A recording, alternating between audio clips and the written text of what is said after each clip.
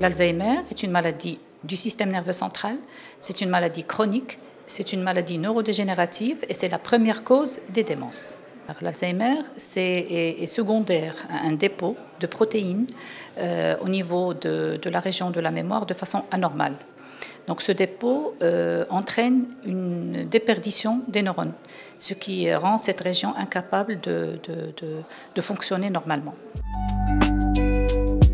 Au début de la maladie, on assiste à des troubles mnésiques ou des troubles de mémoire de tous les événements récents. Et avec le temps et avec la propagation de ces lésions au niveau du système nerveux, on va assister à d'autres symptômes qui sont en relation avec les fonctions intellectuelles, donc le langage, la réalisation des gestes, la reconnaissance de l'entourage, etc., le changement de la personnalité. Et au fur et à mesure, c'est pour ça qu'on a donné des stades à cette pathologie. La recherche scientifique existe toujours et on a toujours des espoirs.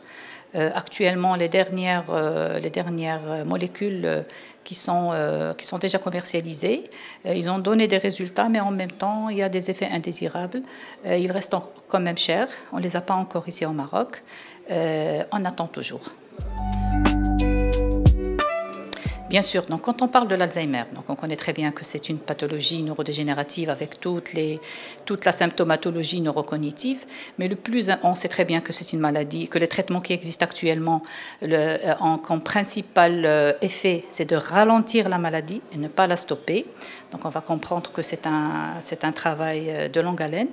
Le plus important en matière d'Alzheimer, c'est de connaître quels sont les facteurs, effectivement, les facteurs de risque. Donc, quand on parle de facteurs de risque, on parle de deux types de facteurs. Il y a les facteurs sur lesquels on peut agir, qui sont modifiables, et d'autres qu'on ne peut pas changer. Le premier facteur de risque, c'est l'âge. Donc, c'est une maladie qui se développe avec l'âge.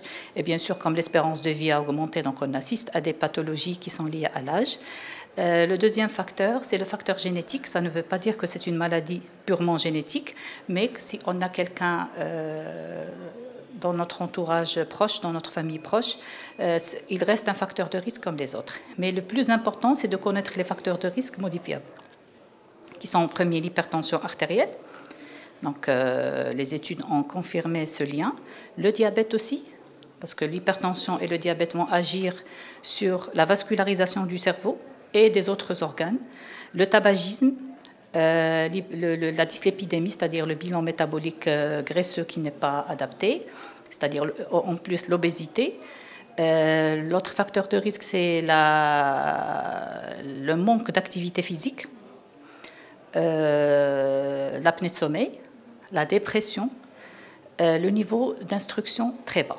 Donc c'est les principaux facteurs de risque. Les facteurs protecteurs, donc on doit se baser sur l'alimentation. Nous, on a de la chance, c'est qu'on est au Maroc, donc on a un régime méditerranéen, donc olives, huile d'olive, poissons, légumes et fruits.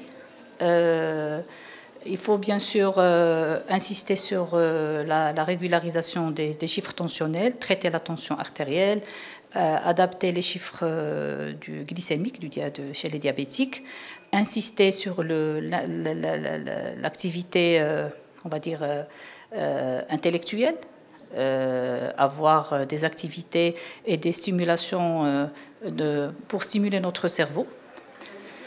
La lecture, le bilinguisme, apprendre une autre langue, ça protège aussi. Traiter la dépression, chercher l'hypoacousie, parce que parfois on trouve des personnes qui perdent l'audition et ils commencent à développer la maladie. Donc ce facteur-là ne fait qu'aggraver la situation parce que la personne n'est plus en contact avec son entourage de façon correcte.